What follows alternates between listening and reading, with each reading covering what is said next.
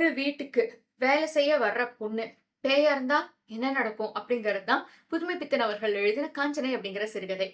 எழுத்தாளர் அவருடைய மனைவி 2 பேரும் சந்தோஷமா வாழ்ந்துட்டு இருக்காங்க. அவருடைய மனைவி வந்து 3 மாச கர்ப்பிணி. கதையோட ஆரம்பத்துல எழுத்தாளருக்கு வந்து அர்த்தராத்திரியில முழிப்பு வருது. என்னடான்னு எந்திரிச்சு பாக்குறப்ப ஏதோ ஒரு இடத்துல பயங்கரமான பொண வாடை வருது. என்ன எங்க இப்படி ராத்திரியில போட்டு எங்க இப்படி பொணம் எரிச்சுக்கிட்டு இருக்காங்க அப்படின்னு பாக்குறப்ப ஜன்னல் கிட்ட போய் சரி யாராவது எரிச்சுட்டு இருப்பாங்கன்னு போய் பாக்குறாரு. டக்குன்னு ஊதுபத்தி ஸ்மெல் வந்துருது. என்னடா இது இப்பதானே பொன வாடை வந்தது, ஊதுபத்தி ஸ்மெல் வந்துருச்சு அப்படின்னு இவர் அங்கேயும் இங்கேயும் அலைஞ்சுகிட்டு இருக்க, தூங்கிட்டு இருந்த இவருடைய கர்ப்பிணி மனைவி 3 மாச கர்ப்பிணி. அவங்க வந்து ஏங்க இப்படி ராத்திரியில உலாத்திட்டு இருக்கீங்க அப்படின்னு உடனே, இல்லம்மா ஏதோ ஸ்மெல் வந்தது. யாராச்சும் இதையாச்சும் கொளுத்தி இருப்பாங்க. நீங்க வாட்டுல பிசாட்டுல படுங்க அப்படின்னு சொல்லிடுறாங்க. இவரும் படுத்துறாரு. அடுத்த நாள் காலைல எந்திரிக்கிறப்ப ஒய்ஃப் வந்து காஃபி குடுக்குறாங்க. அப்ப வீட்ல வந்து ஒரு வேலைக்காரங்க வந்து நிக்கிறாங்க. ஆக்சுவலி அவங்க ஒரிஜினலா வேலைக்காரங்க கிடையாது. ஒரு பொண்ணு. ஏதாவது இருந்தா குடும்மா எனக்கு அப்படின்னு சொல்லிட்டு. "இங்க இது மாரிலாம் வந்து இப்படி பிச்சை கேட்டுட்டு இருக்கீங்களே, நீங்க உழைச்சு சாப்பிட வேண்டியது தானே" அப்படின்னோனே, "யாரும்மா எனக்கு வேலை தர்றது? எந்த எந்த ராஜாத்தியும் எனக்கு வேலை குடுக்கலையே. நான் தானே கஷ்டப்பட்டுட்டு இருக்கேன்" அப்படின்னோனே, எழுத்தாளருடைய மனைவிக்கு ஒரு ஐடியா வருது. "ஏங்க நானும் வந்து 3 மாசம் மசக்கையா இருக்கேன். பேசாம இந்த புள்ளைய வந்து நம்ம வீட்ல வேலைக்காரங்களா சேர்த்துட்டா என்ன? எனக்கு தான் அப்பப்போ முடியாம போயிருதுல்ல" அப்படின்ன உடனே, அவர் வந்து, "என்னம்மா ஊர் பேர் தெரியாம எங்கிருந்து வந்தாங்க, என்னன்னே தெரியாத ஒருத்தவங்கள வந்து எப்படி நம்ம வீட்ல சேர்த்துக்க முடியும்?" அப்படின்னு யோசிக்கிறாரு. அதுக்குள்ள எழுத்தாளரோட மனைவி வந்து முடிவு பண்ணிட்டாங்க. "வாம்மா, நான் வந்து உனக்கு வந்து மானத்துக்காக துணி தர்றேன். 3 வேளைக்கும் சாப்பாடு தர்றேன். என் கூட இந்த வீட்ல வேலை செய்ய இருப்பியா?" அப்படின்னு கேட்கறாங்க. அது ரொம்ப சந்தோஷமா ஒத்துக்கிறாங்க. பரவால்ல இவ்ளோ குடுத்ததே பெரிய விஷயம். சந்தோஷமா இருக்கேன்" அப்படின்னு சொல்லிட்டு உள்ள போறாங்க. அந்த பொண்ணு உள்ள போறப்ப தான் எழுத்தாளர் கவனிக்கிறாரு. அந்த பொண்ணுடைய கால் வந்து தரையில இல்ல. தரைய விட்டு இவ்வளவு தூரம் மேல இருக்குன்ட்டு. ஒரு நிமிஷம் என்னது? நான் பார்த்தது உண்மையா? அப்படின்னு பார்க்குறப்ப கால் தரையில இருக்கு. என்னடா இது? அப்படின்னு சொல்லிட்டு அவர் வீட்டுக்குள்ள போய் ஒரு புக் எடுத்து உட்கார்ந்து படிக்கிறாரு. கிச்சன்ல அந்த பொண்ணும், அந்த அவங்களுடைய மனைவியும் வந்து உட்கார்ந்து பேசிட்டு இருக்காங்க. 2 ரூமுக்கும் நடுவுல வந்து ஒரு தடுப்பு வந்து ஒரு கண்ணாடி மாதிரி இருக்கு. அவர் வந்து கையில ஏதோ புத்தகத்த வச்சு படிச்சுட்டு இருக்காரு. அவர் மனைவி வந்து கேட்கறாங்க. "நீ தான் அங்கிட்டு போனேன், இங்கிட்டு போனேன்னு சொல்றல்ல. நீ போன இடங்கள்ல இருந்து எனக்கு ஏதாவது ஒரு கதை சொல்லு" அப்படின்னு அந்த பொண்ணுகிட்ட வந்து மனைவி கேட்கறாங்க. "இதுல என்ன பிரமாதம்? நான் சொல்றேன்ம்மா" அப்படின்னு சொல்லிட்டு ஒரு கதைய சொல்றாங்க. அந்த கதை என்ன கதைன்னா, எழுத்தாளர் கையில வச்சு ஒரு புக் படிச்சுட்டு இருக்காரு இல்லைங்களா? அந்த கதைய அப்படியே அச்சு மாறாம அந்த பொண்ணு சொல்லிட்டு இருக்காங்க.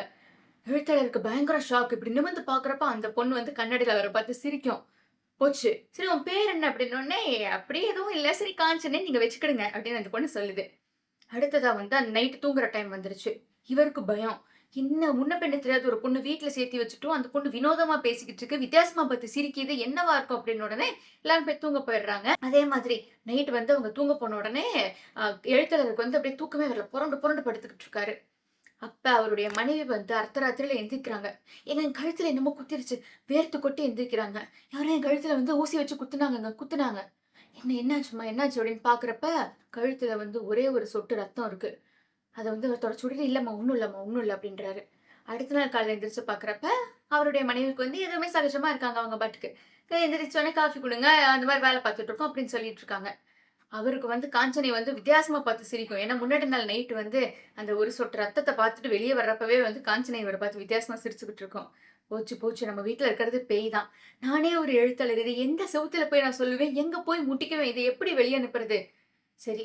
அடுத்த நாள் ராத்திரியும் வந்துருது. அன்னைக்கு வந்து அவருடைய மனைவி என்ன சொல்றாங்கன்னா, "இங்க பாருங்க காஞ்சனை வந்து நம்மளோட ரூமுக்கு வெளிய பக்கத்துல ஒரு ரூம் இருக்குல்ல, அந்த ரூம்ல தரையில படுத்துக்கிறாங்க" அப்படின்னு. இது என்னடா! கீழ கிச்சன்ல படுத்துக்கிட்டு இருந்தப்பவே வந்து போட்டு ஆட்டுன்னு ஆட்டுச்சு நம்மள நேத்திக்கு ராத்திரி. நம்ம ரூம் வாசல் வரைக்கும் வந்துருச்சுன்னா என்ன நடக்கும்? அப்படின்னு சொல்லிட்டு ரொம்ப யோசிக்கிறாரு. அதே மாதிரியே வந்து அர்த்தராத்திரி வருது. போன வாட வருது. என்ன பண்றதுன்னு இவருக்கு வந்து தெரியல. ரொம்ப திகிலா இருக்கு. எதையாவது ஒண்ணு நம்ம பண்ணியே ஆகணும். பொண்டாட்டி கர்ப்பமா இருக்கா. எதுவும் பிரச்சனை வந்துரக்கூடாது. வெளிய போறப்ப அவரு காஞ்சனை வேற அவர எதேர்ச்சியா பார்த்து கேட்கறாங்க. "என்ன? இன்னும் நீங்க தூங்கலையா? முழிச்சு தான் இருக்கீங்களா?" அப்படின்னு சொல்லி கேட்கறாங்க. என்ன பண்றதுன்னு இவருக்கு தெரியல. அந்த சமயத்துல வெளிய போறப்ப, ஒரு சாமியார பாக்குறாரு அவரு. அந்த சாமியார்ட்ட வந்து கிடுகிடுன்னு ஓடி போறாரு இவரு. என்ன சொல்றதுன்னு தெரியல. "இங்க பாருங்க எங்க வீட்ல என்னென்னமோ நடந்துட்டு இருக்கு. பொணநாத்தம் நாறுது. பத்தி கொளுத்தி வைக்கிறாங்க. பொண்டாட்டி இப்படி அலறிடிச்சு எந்திரிக்கிறா. பொண்டாட்டி தூக்கம் வரல. புரண்டு புரண்டு படுக்கிறா. தப்பா இருக்கு ஏதோ." அவர் வந்து கையில ஒரு விபூதிய குடுக்குறாரு. விபூதி வந்து சுடுது. "போ, இத வந்து போயி அம்மா நெத்தியில பூசி விடு. காஞ்சனா இனிமே உன்ன தொந்தரவு பண்ண மாட்டா" அப்படிங்கிறாரு. திடு திடு திடு திருன்னு இவரும் வந்து ஓடி வர்றாரு. அந்த நெத்தியில விபூதிய பூசி விடுறாரு. அடுத்த நாள் காலைல எந்திரிச்சு பார்க்குறப்ப காஞ்சனே அந்த வீட்ல இல்ல. அவருடைய ஒய்ஃப் வந்து அவருக்கு காஃபி குடுக்கறதுக்காக வர்றாங்க. காஃபி குடுக்குறப்ப, "இந்த ஆம்பளைங்களே எப்பயுமே இப்படித்தான். எதையாவது பண்ண வேண்டியது" அப்படின்னு சொல்லிட்டு போயிடுறாங்க.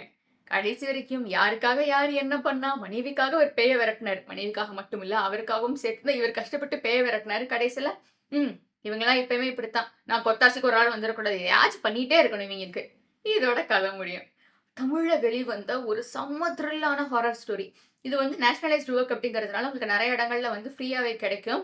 ஸோ நீங்க கிடைச்சுச்சுன்னா இந்த புத்தகத்த நீங்க டெஃபினட்டா ட்ரை பண்ணி பாருங்க. ஒரு சின்ன சிறுகதை தான் ஆக்சுவலி புத்தகம் கிடையாது. கலெக்டட் ஷார்ட் ஸ்டோரி ஒர்க்ல இந்த கதையும் டெஃபினட்டா இருக்கும். இந்த மாதிரியான ஷார்ட் ஸ்டோரீஸ்க்கு என்ன ஃபாலோ பண்ணிக்கோங்க. Please do subscribe to my channel. Thank you.